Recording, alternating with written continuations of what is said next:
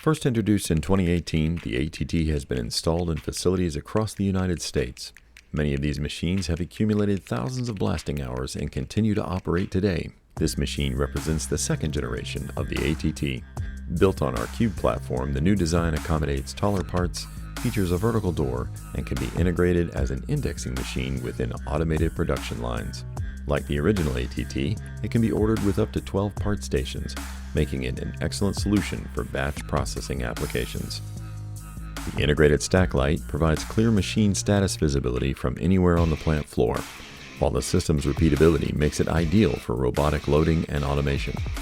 Additional safety options are available, including light curtains, door interlocks, and finger touch banner buttons to enhance operator protection. Whether you're looking to increase throughput, improve consistency, or reduce labor costs, our team can help design an automated solution tailored to your process. Contact Blast It All today to discuss your application.